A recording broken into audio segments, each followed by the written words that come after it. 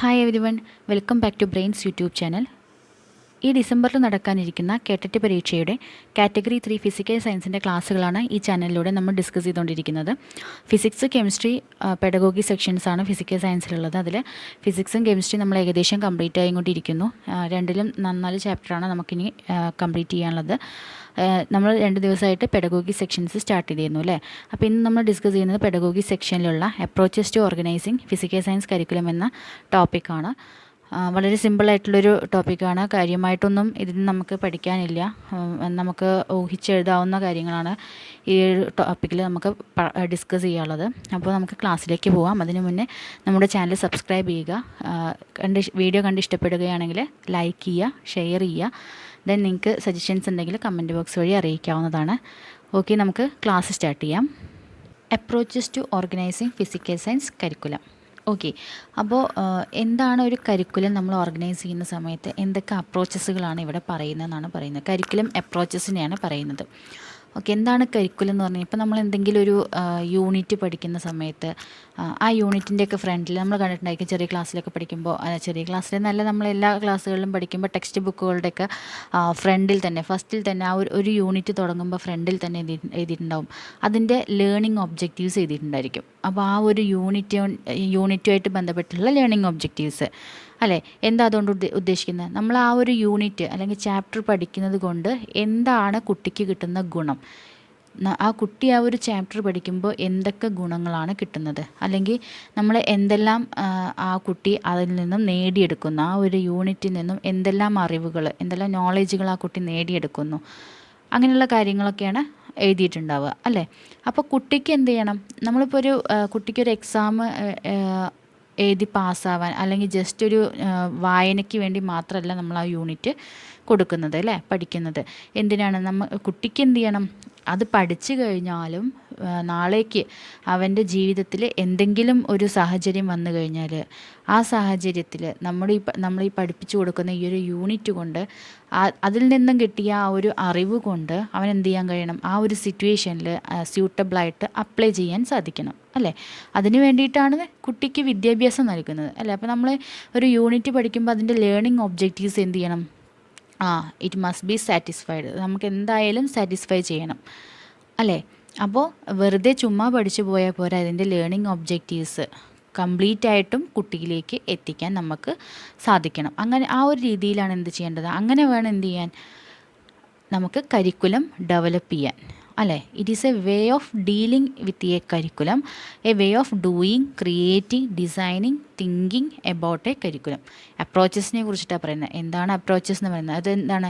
It is a way of dealing a curriculum. അതായത് ഒരു കരിക്കുലത്തിനെ കുറിച്ചിട്ടാണ് പറയുന്നത്. കരിക്കുലം എങ്ങനെ ഉണ്ടാക്കണം എന്നാണ് പറയുന്നത്. അതായത് ഒരു കുട്ടിക്ക് എന്ത് ചെയ്യുന്ന കാര്യങ്ങളെ കുറിച്ചിട്ട്, അല്ലെങ്കിൽ ക്രിയേറ്റിവിറ്റി ഉണ്ടായിരിക്കണം, ഡിസൈൻ ചെയ്യാൻ കഴിയണം, അതേപോലെ തിങ്ക് ചെയ്യാൻ കഴിയണം, കൂടുതൽ കാര്യങ്ങളെ കുറിച്ചിട്ട് തിങ്ക് ചെയ്യാൻ കഴിയണം, കുട്ടിയിലൊരു ക്യൂരിയോസിറ്റി ഉണ്ടാക്കണം, ഇൻ്റലക്ച്വൽ എബിലിറ്റി, അങ്ങനെ എല്ലാ തരത്തിലും കുട്ടിയുടെ ഒരു ഓവറാൾ ഡെവലപ്മെൻറ്റിനെ മുൻനിർത്തിയിട്ട് വേണം എന്ത് ചെയ്യാൻ? കരിക്കുലം തയ്യാറാക്കാൻ എന്നാണ് പറയുന്നത്.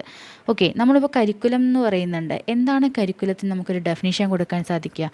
കരിക്കുലം എന്താണെന്ന് നമുക്ക് മനസ്സിലായിട്ടുണ്ടാവും, പക്ഷെ എന്താണ് അതിനൊരു പ്രോപ്പറായിട്ടുള്ള ഡെഫിനിഷൻ കൊടുക്കുക? ഞാൻ അവിടെ ഒരു ഡെഫിനേഷൻ എഴുതിയിട്ടുണ്ട്. ആർതർ കണിഹാം എന്ന് പറയുന്ന ഒരാൾ എഴുതിയിട്ടുള്ള ഡെഫിനേഷനാണ്. എന്താണെന്ന് നോക്കാം. A curriculum is a tool in the hands of an artist or teacher to mould his materials or students according to his ideals or objectives in his studio or school. എന്താണ് ഡെഫിനേഷനിൽ പറയുന്നത്? ഒരു ആർട്ടിസ്റ്റിൻ്റെ കയ്യിലുള്ള ടൂള് പോലെയാണ് curriculum പറയുന്നത്.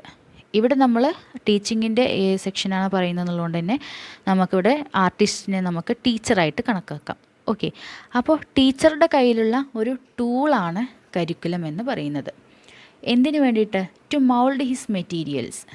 ഒരു ആർട്ടിസ്റ്റിന് അദ്ദേഹത്തിൻ്റെ മെറ്റീരിയൽസിനെ മൗൾഡ് ചെയ്തെടുക്കുക എന്ന് പറഞ്ഞാൽ ഒന്ന് മെരുക്കിയെടുക്കുക, അല്ലെങ്കിൽ ഒരു രൂപഭംഗി വരുത്തുക. ഓക്കെ, അതിനുള്ള ഒരു ടൂളായിട്ടാണ് ആക്ട് ചെയ്യുന്നത്. അപ്പോൾ ഇവിടെ ടീച്ചറുടെ മെറ്റീരിയൽസ് എന്ന് പറയുന്ന ആരാണ്? സ്റ്റുഡൻസ് ആണ് അല്ലേ. അപ്പോൾ സ്റ്റുഡൻസിന് എന്ത് ചെയ്യുക?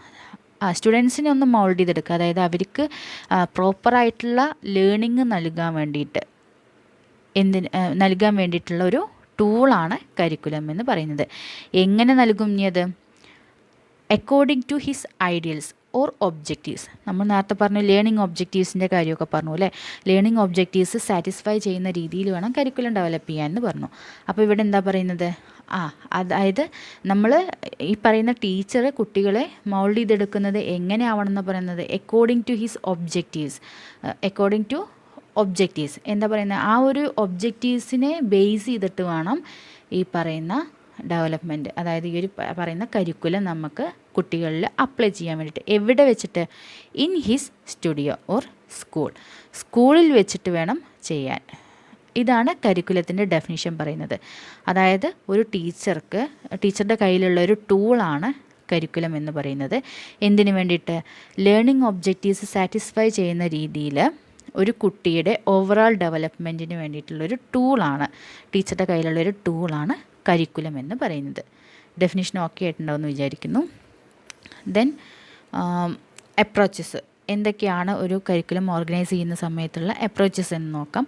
മെയിനായിട്ട് നമുക്കിതിൽ disciplinary approaches, integrated approaches, concentric approaches, അതേപോലെ ടോപ്പിക്കൽ അപ്രോച്ചസ്, സ്പൈറൽ അപ്രോച്ചസ്, ഇൻ്റർ ഡിസിപ്ലിനറി അപ്രോച്ചസ്, ഇത്രയാണ് നമുക്കതിൽ മെയിനായിട്ട് പഠിക്കാനുള്ളത്.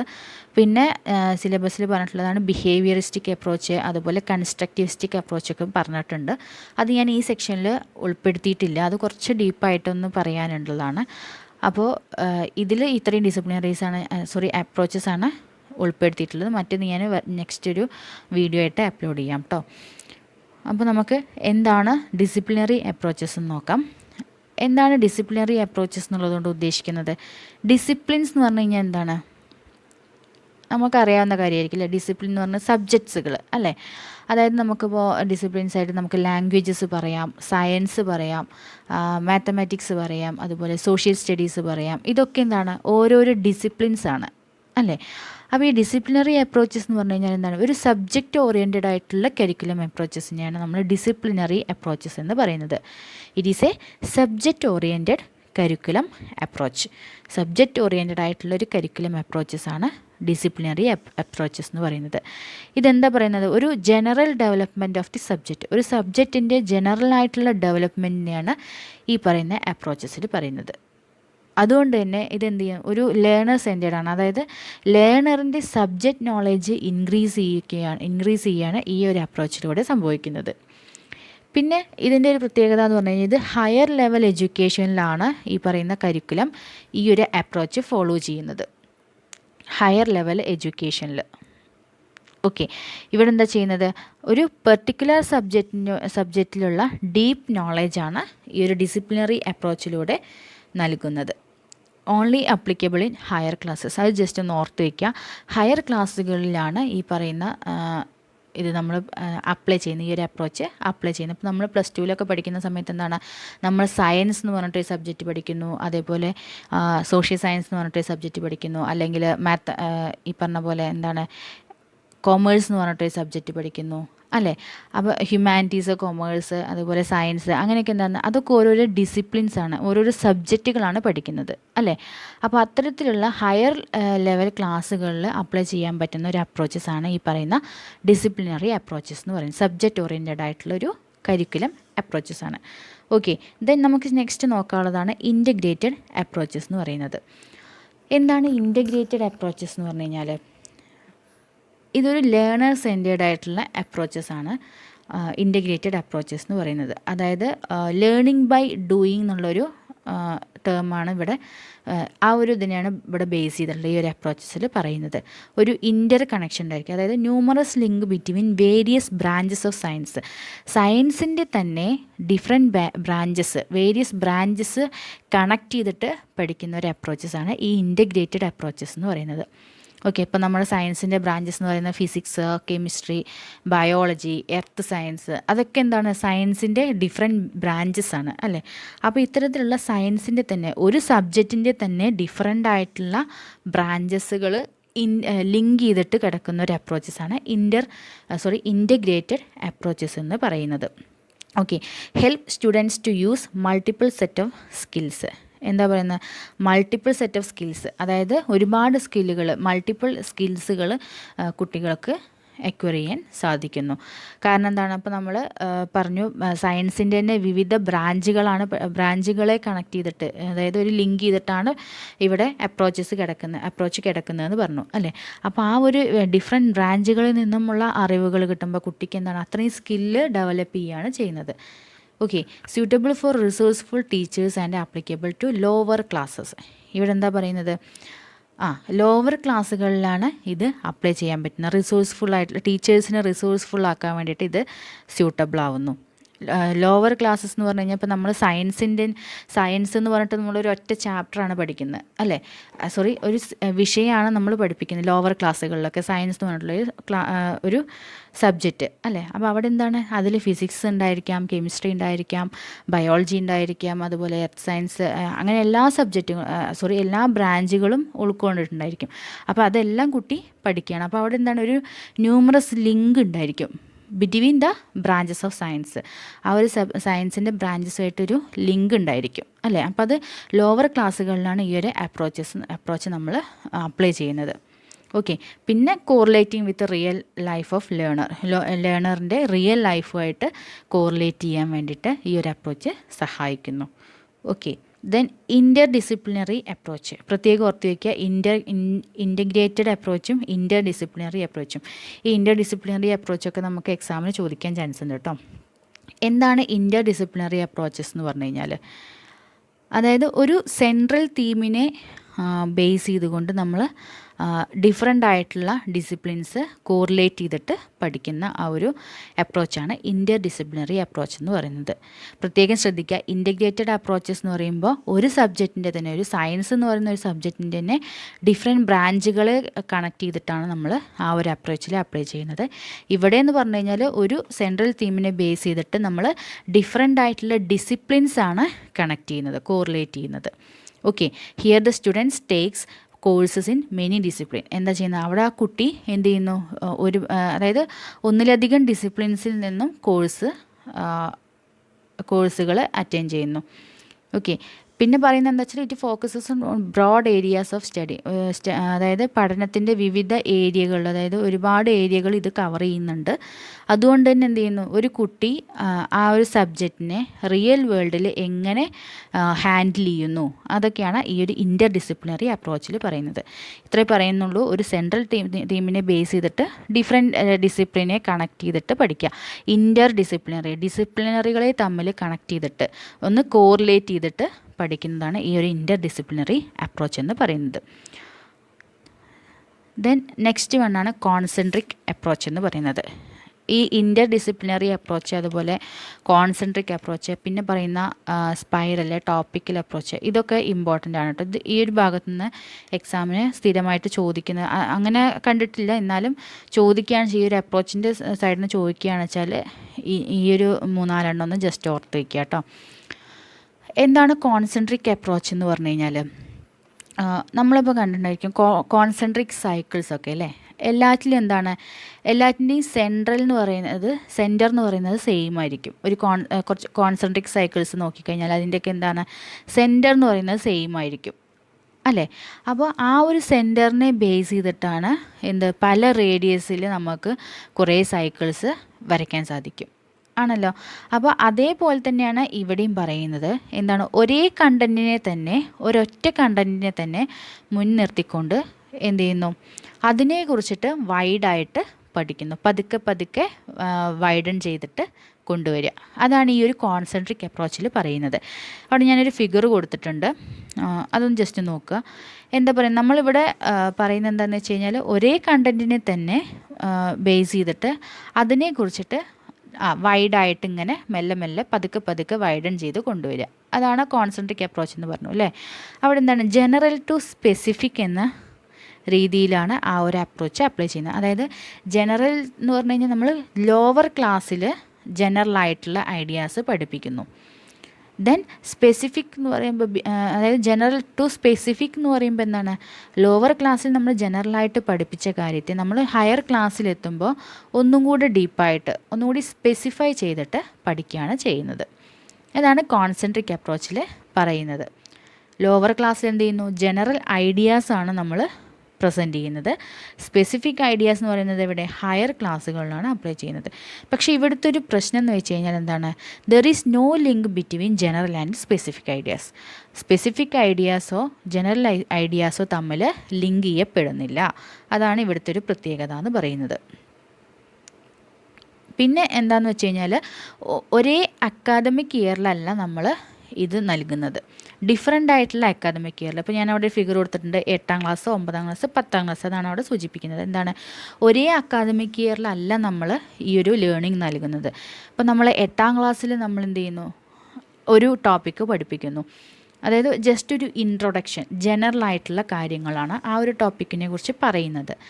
ദെൻ 9, 10 ക്ലാസ്സുകളിലൊക്കെ എന്താണ്, 9ാം ക്ലാസ്സിൽ എന്താണ്, കുറച്ചും കൂടി ആ ഒരു സബ്ജക്റ്റിനെ കുറിച്ചിട്ട് നമ്മൾ ഒന്നും കൂടി ഒന്ന് പറയുന്നു. അത് കഴിഞ്ഞിട്ട് സ്പെസിഫിക് ആയിട്ട് കുറച്ചും കൂടി, അതായത് ജനറലിൽ നിന്ന് സ്പെസിഫിക്കിലേക്കാണ് പോകുന്നത്. അതായത് ജനറൽ എന്ന് പറയുമ്പോൾ 8ാം ക്ലാസ്സിൽ ആ ഒരു ജനറൽ ടോപ്പിക്ക്, ജനറലായിട്ട് ആ ഒരു ടോപ്പിക്കിനെ കുറിച്ച് പഠിപ്പിച്ചു. ദെൻ 9, 10 എന്ന് എത്തുമ്പോഴേക്കും എന്താണ്, അത് സ്പെസിഫിക് ആയിട്ട് അതിൻ്റെ ഡീറ്റെയിൽ ആയിട്ട് നമ്മൾ പഠിപ്പിക്കുന്നു.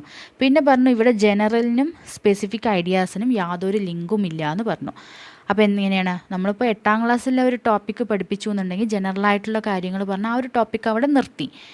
പിന്നെ നമ്മൾ എന്ത് ചെയ്യില്ല, ആ ടോപ്പിക്ക് പഠിക്കുന്നില്ല. പിന്നെ നമ്മൾ നേരെ അടുത്ത അക്കാദമിക് ഇയറിലാണ് പഠിക്കുന്നത്, അതിൻ്റെ കുറച്ചും കൂടി ഡീപ്പ് ലെവലിൽ പഠിക്കുന്നത്. ദെൻ അവിടെ വെച്ചിട്ട് ആ സബ്ജക്റ്റ് നിർത്തുന്നു, ആ ഒരു ടോപ്പിക്ക് നിർത്തുന്നു. ദെൻ പിന്നെ പഠിക്കുന്നത് നെക്സ്റ്റ് ഇയറിലാണ്.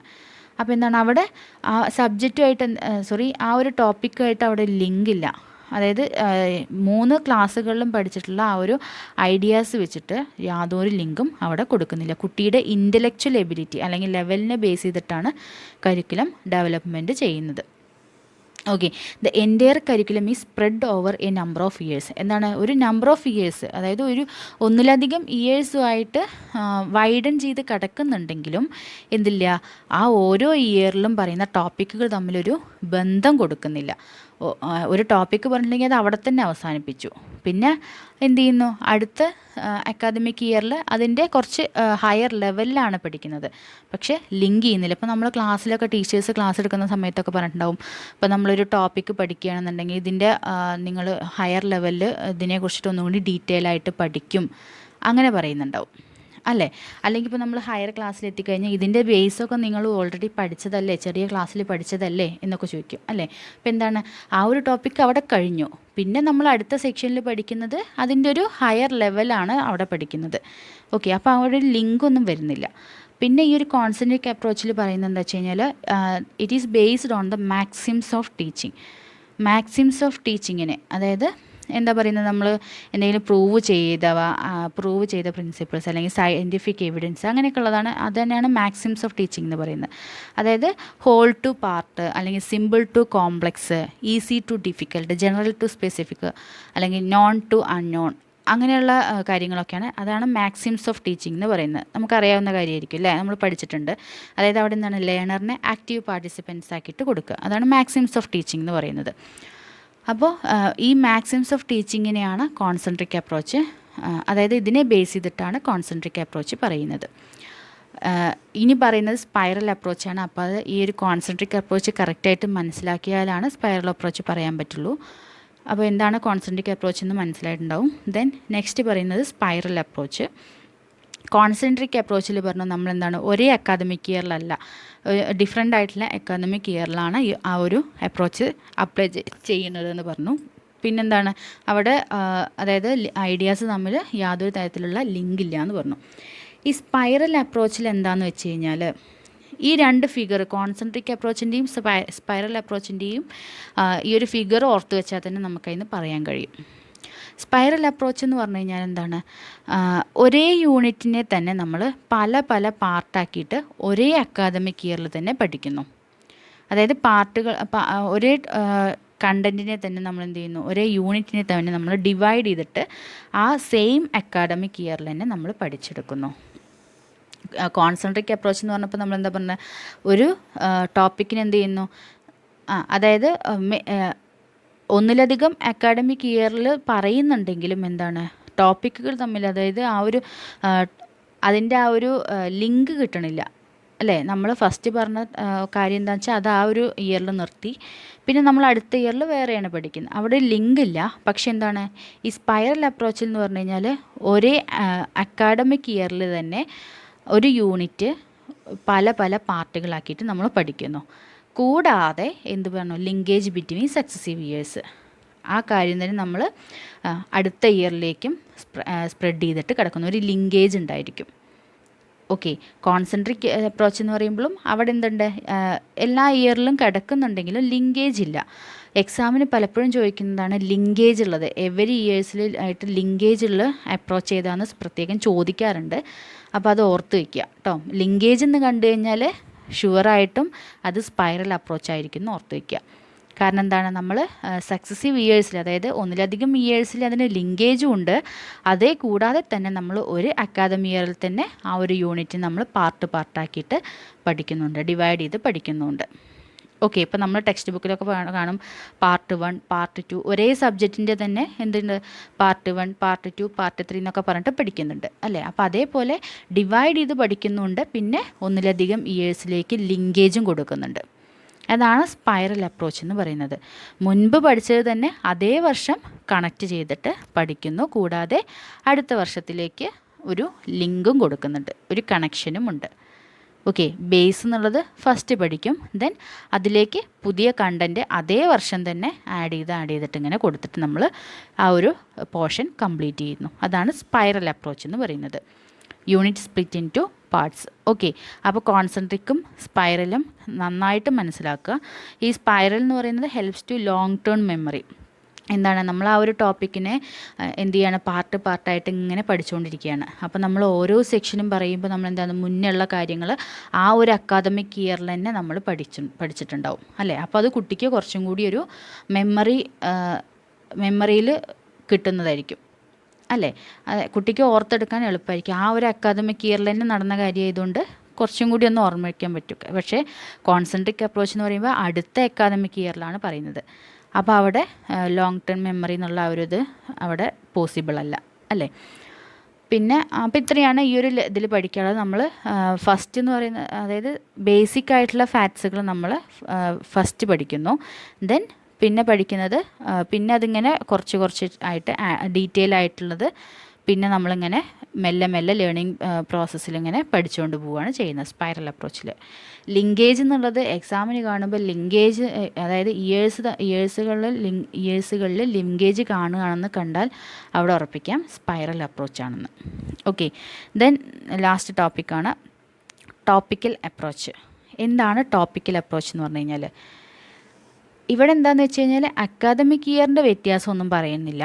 ഒരേ ക്ലാസ്സിൽ തന്നെ ആ ഒരു ടോപ്പിക്ക് കംപ്ലീറ്റ് ആയിട്ട് പഠിക്കുക. അതാണ് ടോപ്പിക്കൽ അപ്രോച്ച് എന്ന് പറയുന്നത്. അവിടെ അടുത്തൊരു ഇയറിലേക്കൊന്നും വെക്കുന്നില്ല, ഒരു അക്കാദമിക് ഇയറൊന്നും വെക്കുന്നില്ല, അടുത്ത ഇയറിലേക്കൊന്നും വെക്കുന്നില്ല. ഒരേ ക്ലാസ്സിൽ തന്നെ ആ ഒരു ടോപ്പിക്ക് ഫുള്ളായിട്ട് പഠിക്കുക. Selected content explained in the same class at the same level. ഒരേ ക്ലാസ്സിൽ തന്നെ ആ ഒരു ടോപ്പിക്ക് കംപ്ലീറ്റ് ആയിട്ട്, ആ ഒരു കണ്ടൻറ്റ് കംപ്ലീറ്റ് ആയിട്ട് നമ്മൾ എക്സ്പ്ലെയിൻ ചെയ്ത് പഠിച്ചു പോകുന്നു. അതായത് ഫ്യൂച്ചറിലേക്ക് ഒരു ലേണിംഗ്, ആ ഒരു ടോപ്പിക്കിനെ കുറിച്ച് നമുക്ക് ഫ്യൂച്ചർ ലേണിങ്ങിന് അവിടെ ഒരു സ്കോപ്പ് പറയുന്നില്ല ഈ ഒരു ടോപ്പിക്കൽ അപ്രോച്ചിൻ്റെ കേസിൽ.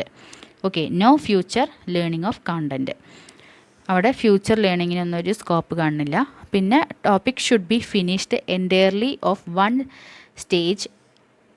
എന്താ പറയുന്നത്, ആ ഒരു അതായത് ഒറ്റ സ്റ്റേജിൽ, അതായത് ആ ഒരു ക്ലാസ്സിൽ തന്നെ എന്ത് ചെയ്യുന്നു, ആ ഒരു ടോപ്പിക്ക് ഫിനിഷ് ചെയ്യുന്നു, ഫുള്ളായിട്ട് ഫിനിഷ് ചെയ്യുന്നു.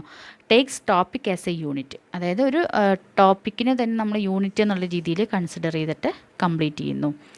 Easy and difficult portions are presented in the same level. ഇപ്പോൾ നമ്മൾ കോൺസെൻട്രിക്കിലായാലും സ്പൈറലായാലും ഒക്കെ എന്ത് പറഞ്ഞു, ബേസിക് ആയിട്ടുള്ള കാര്യങ്ങൾ, ജനറൽ ആയിട്ടുള്ളതൊക്കെ ആദ്യം പഠിക്കുക, പിന്നെ അതിൻ്റെ അടുത്ത സെക്ഷനിൽ അങ്ങനെ പറഞ്ഞോളൂ. അപ്പോൾ ഇവിടെ എന്താണ് ടോപ്പിക്കൽ അപ്രോച്ച് എന്ന് പറയുമ്പോൾ എന്താണ്, അവിടെ എന്ത് ചെയ്യുന്നു, ആ ഒരു ടോപ്പിക്കിനെ നമ്മൾ ആ ക്ലാസ്സിൽ അപ്പോൾ തന്നെ അത് കംപ്ലീറ്റ് ആയിട്ട് ആ ഒരു ടോപ്പിക്ക് പഠിച്ചു പോകണം. അപ്പോൾ എന്താണ് അവിടുത്തെ ഡിഫിക്കൽട്ടായിട്ടുള്ള പോർഷൻ ആയാലും ശരി, ഈസി ആയിട്ടുള്ള സെക്ഷൻ ആയാലും, ജനറൽ ആയിട്ടുള്ളതും ശരി, അതിൻ്റെ ഡീപ്പ് ലെവലായാലും ശരി, എന്തായാലും ആ ഒരൊറ്റ സെക്ഷനിൽ നമ്മൾ കംപ്ലീറ്റ് ചെയ്യുന്നു. അതാണ് ടോപ്പിക്കൽ അപ്രോച്ച് എന്ന് പറയുന്നത്. ഓക്കെ, ഇനി നമുക്കിതിൽ വരുന്ന പ്രീവിയസ് ഇയർ ക്വസ്റ്റ്യൻസ് ഏതൊക്കെയാണെന്ന് നോക്കാം. വലിയ കാര്യമായിട്ടും ഒന്നും പറയുന്നില്ല. ഈ ഒരു കോൺസെൻട്രിക് സ്പൈറൽ അപ്രോച്ച് ആ ഒരു സെക്ഷനിൽ നിന്നാണ് കൂടുതലായിട്ട് ചോദ്യം കണ്ടിട്ടുള്ളത്. റിപ്പീറ്റഡ് ക്വസ്റ്റ്യൻസ് അതിൽ നിന്നാണ് കണ്ടിട്ടുള്ളത്. ഓക്കെ, അപ്പോൾ ഇതിൽ ബിഹേവിയറിസ്റ്റിക് അപ്രോച്ചും അതേപോലെ കൺസ്ട്രക്റ്റിവിസ്റ്റിക് അപ്രോച്ചും ഞാൻ അടുത്തൊരു വീഡിയോ ചെയ്യുന്നതായിരിക്കും. നമുക്ക് ക്വസ്റ്റ്യൻസ് ഏതൊക്കെയാണെന്ന് നോക്കാം. ഫസ്റ്റ് വൺ എന്ന് പറയുന്നത് the approach based on the principle general to specific in organising curriculum is. Option A concentric approach, unit approach, topical approach and spiral approach. എന്താ പറയുന്നത്? ജനറൽ ടു സ്പെസിഫിക് എന്ന് പറയുന്ന പ്രിൻസിപ്പിളിനെ ബേസ് ചെയ്തിട്ട് പറയുന്ന അപ്രോച്ച് ഏതാണെന്ന് ചോദിച്ചിരിക്കുന്നത്. നമ്മൾ പഠിച്ചിട്ടുണ്ടായിരുന്നു മാക്സിംസ് ഓഫ് ടീച്ചിങ് അല്ലേ, നമ്മൾ പഠിച്ചിരുന്നു. അപ്പോൾ അതിൽ വരുന്നതാണ് ഈ ജനറൽ ടു സ്പെസിഫിക് എന്ന് പറയുന്നത്. അപ്പോൾ ഈ ഒരു പ്രിൻസിപ്പിളിനെ ബേസ് ചെയ്തിട്ട് നമ്മൾ ഏത് അപ്രോച്ചാണ് പറഞ്ഞത്? കോൺസെൻട്രിക് അപ്രോച്ചാണ് പറഞ്ഞത് അല്ലേ. മാക്സിംസ് ഓഫ് ടീച്ചിങ്ങിനെ ബേസ് ചെയ്തിട്ട് പറയുന്നതാണ് കോൺസെൻട്രിക് അപ്രോച്ച് എന്ന് പറഞ്ഞു. അപ്പോൾ ഇവിടുത്തെ ആൻസർ എന്ന് പറയുന്നത് ഏതാണ്? Option A concentric approach. Okay, then next question എന്ന് പറയുന്നത് the high school curriculum introduces various type of lenses in 8th standard, then introduces the image formation of lenses in 9th standard, and then in the 10th standard about the defects of eye and optical instruments. The curricular approach is used for interdisciplinary, discovery, concentric and hidden. എന്താ ചോദിച്ചിരിക്കുന്നത്? ഇവിടെ എന്താണ്? High school ലെവലാണ് പറയുന്നത് അല്ലേ. 8th സ്റ്റാൻഡേർഡിൽ എന്താണ്? നമ്മൾ image formation, ലെൻസസിൻ്റെ image formation പഠിച്ചു. ദെൻ നമ്മൾ 9th സ്റ്റാൻഡേർഡിൽ 8th സ്റ്റാൻഡേർഡിൽ നമ്മൾ വേരിയസ് ടൈപ്പ് ഓഫ് ലെൻസിൻ്റെ വിവിധ ടൈപ്പുകൾ പഠിച്ചു. 9th സ്റ്റാൻഡേർഡിലാണ് ഇമേജ് ഫോർമേഷൻ പഠിച്ചത്. ദെൻ 10th സ്റ്റാൻഡേർഡിൽ ഒപ്റ്റിക്കൽ ഇൻസ്ട്രുമെൻസിനെ കുറിച്ചിട്ടൊക്കെ പഠിച്ചു അല്ലേ. ഇവിടെ എന്താ പറയുന്നത്? സക്സസീവ് ഇയേഴ്സിൽ നമ്മൾ ആ ഒരു ടോപ്പിക്ക് പറയുന്നുണ്ട്. അപ്പോൾ ഇവിടെ ജനറൽ ടു സ്പെസിഫിക് എന്ന് പറയുന്ന ഒരു പ്രിൻസിപ്പിളാണ് അപ്ലൈ ചെയ്തിട്ടുള്ളത്. കാരണം എന്താണ്? ആദ്യം ജനറലായിട്ടുള്ള ലെൻസിനെ കുറിച്ചിട്ട് ജനറലായിട്ടുള്ള കാര്യങ്ങൾ പഠിച്ചു. ദെൻ എന്ത് പഠിച്ചു? അതായത് ഇമേജ് ഫോർമേഷൻ പഠിച്ചു. ലെൻസസിൽ ഫോം ചെയ്യുന്ന ഇമേജ് ഫോർമേഷനെ കുറിച്ച് പഠിച്ചു. ദെൻ ലാസ്റ്റ് അതിനെ കുറച്ചും കൂടി ഡീപ്പായിട്ട് ഡിഫക്ട്സ് ഓഫ് ഐ പഠിച്ചു. അതുപോലെ ഒപ്റ്റിക്കൽ ഇൻസ്ട്രുമെൻസിനെ കുറിച്ചിട്ട് പഠിച്ചു. അപ്പോൾ എന്താ ചെയ്യുന്നത്? കണക്ഷനൊന്നുമില്ല. അക്കാദമിക് ഇയറിൽ കണക്ഷൻസ് ഒന്നും പറയുന്നില്ല, ലിങ്കേജ് ഒന്നും പറയുന്നില്ല. അതായത് സ്പെസിഫിക് ഐഡിയാസും ജനറൽ ഐഡിയാസും ലിങ്കേജ് ഒന്നും പറയുന്നില്ല. പക്ഷെ എന്താണ്? ആ ഒരു ടോപ്പിക്കിനെ, അതായത് ജനറൽ ടു സ്പെസിഫിക് എന്ന് പറയുന്ന പോലെ ഇൻട്രൊഡക്ഷൻ, അതുപോലെ അത് കഴിഞ്ഞിട്ടുള്ള സെക്ഷൻ, അങ്ങനെ എന്താണ്, കുറച്ച് അവസാനം ഡീപ്പ് ലെവലിലേക്ക് നമ്മൾ ആ ഒരു ടോപ്പിക്കിനെ പഠിക്കുന്നുണ്ട് അല്ലേ. അപ്പോൾ ഇവിടെ എന്താണ് ആൻസർ വരിക? ഓപ്ഷൻ സി കോൺസെൻട്രിക് അപ്രോച്ചാണ് വരുന്നത് അല്ലേ. എന്താണ്? വേരിയസ് ഇയറിൽ സ്പ്രെഡായിട്ട് കിടക്കുന്നുണ്ട് ആണല്ലോ. അപ്പോൾ ആൻസർ എന്ന് പറയുന്നത് ഓപ്ഷൻ സി കോൺസെൻട്രിക് അപ്രോച്ചാണ് വരുന്നത്. ഓക്കെ, ദെൻ നെക്സ്റ്റ് ക്വസ്റ്റ്യൻ എന്ന് പറയുന്നത് identify the curriculum in which widening of subject matter in every year as well as linkage is ensured for continuity of the topic. Option A core curriculum, option B concentric curriculum, option C hidden curriculum, option D spiral curriculum. എന്താ പറയുന്നത്? ഞാൻ പറഞ്ഞിട്ടുണ്ടായിരുന്നു, class എടുക്കുമ്പോൾ തന്നെ പറഞ്ഞിട്ടുണ്ടായിരുന്നു, linkage എന്ന് കണ്ടിട്ടുണ്ടെങ്കിൽ ഷുവറായിട്ടും അതെന്തായിരിക്കും? Spiral approach ആയിരിക്കും എന്ന് പറഞ്ഞു അല്ലേ. ഇവിടെ എന്താ പറയുന്നത്? ഒരു കരിക്കുലം എന്ന് പറയുന്നത് widening of subject matter is every year as well as linkage. ഒരു ലിങ്കേജ് പോലെ ആ ഒരു സബ്ജക്റ്റ് എല്ലാ ഇയേഴ്സിലും വൈഡൻ ചെയ്ത് കിടക്കുക. അത് ഏത് കരിക്കുലമായിട്ട് ബന്ധപ്പെട്ടാണെന്നാണ് പറയുന്നത്. ഒരു ടോപ്പിക്ക് അങ്ങനെ വൈഡൻ ചെയ്ത് കിടക്കുക എന്ന് പറയുമ്പോൾ ലിങ്കേജ് ഉണ്ടെന്ന് പറഞ്ഞു കഴിഞ്ഞാൽ അവിടെ എന്തായിരിക്കും? സ്പൈറൽ അപ്രോച്ച് ആയിരിക്കും അല്ലേ. അപ്പോൾ ഇവിടുത്തെ ആൻസർ എന്ന് പറയുന്നത് എന്താണ്? ഓപ്ഷൻ ഡി സ്പൈറൽ അപ്രോച്ചാണ് ആൻസർ. ഓക്കെ, അപ്പോൾ ഇത്രയും ക്വസ്റ്റ്യൻസ് ആണ് ഇതിൽ മെയിനായിട്ട് കണ്ടിട്ടുള്ളത്. ഇതന്നെ ഇങ്ങനെ റിപ്പീറ്റ് ആയിട്ടാണ് ക്വസ്റ്റ്യൻ പേപ്പറുകൾ കണ്ടിട്ടുള്ളത്. അപ്പോൾ ഈ ഒരു സെക്ഷൻസ്, അതായത് മാക്സിംസ് ഓഫ് ടീച്ചിങ് ഏത് വെച്ചിട്ടാണ്, ഏത് കോൺസെൻട്രിക് അപ്രോച്ച് ഏത് അപ്രോച്ചിലാണ് പറയുന്നത്, അതുപോലെ സ്പൈറൽ അപ്രോച്ച് എന്താണ്, അതുപോലെ ടോപ്പിക്കൽ അപ്രോച്ചും കൂടി ഒന്ന് നോക്കിക്കോളൂ കേട്ടോ. ചിലപ്പോൾ ചോദിക്കാൻ ചാൻസ് ഉണ്ട്. അപ്പോൾ ഇങ്ങനെയുള്ള കാര്യങ്ങളൊക്കെ ഒന്ന് ജസ്റ്റ് ഓർത്ത് വയ്ക്കുക കേട്ടോ. അത്ര ഡിഫിക്കൽട്ടൊന്നും പറയാനില്ല, സിമ്പിളായിട്ടുള്ളതാണ്. ഈ ഒരു അപ്രോച്ചുകൾ എന്തൊക്കെയാണെന്നൊന്ന് ജസ്റ്റ് ഓർത്ത് വെച്ചാൽ മതി. ഇത്രയും കാര്യങ്ങളാണ് ഈ ഒരു സെക്ഷനിൽ നമുക്ക് പറയാനുള്ളത്. ഇതിൻ്റെ കണ്ടിന്യൂഷനായിട്ടുള്ള ബിഹേവിയറിസ്റ്റിക്കും കൺസ്ട്രക്റ്റിവിസ്റ്റും ഞാൻ അടുത്ത ക്ലാസ്സിൽ ചെയ്യുന്നതായിരിക്കും. അത് കുറച്ചും കൂടി ഒന്ന് ഡീപ്പായിട്ട് പറയാനുണ്ട്. മാത്രമല്ല അത് കുറച്ച് ഇമ്പോർട്ടൻറ്റുമാണ്. അപ്പോൾ ഇതെല്ലാം കൂടെ പറഞ്ഞിട്ട് കൺഫ്യൂഷൻ ആവണ്ടെന്ന് വെച്ചിട്ടാണ് അത് പറയാത്തത്. അപ്പോൾ ഇത്രയും കാര്യങ്ങളൊന്ന് ഈ ചാപ്റ്ററിലൊന്ന് ഓർത്ത് വയ്ക്കുക കേട്ടോ. അപ്പോൾ നമുക്ക് അടുത്തൊരു വീഡിയോ ആയിട്ട് നെക്സ്റ്റ് ക്ലാസ്സിൽ കാണാം. താങ്ക്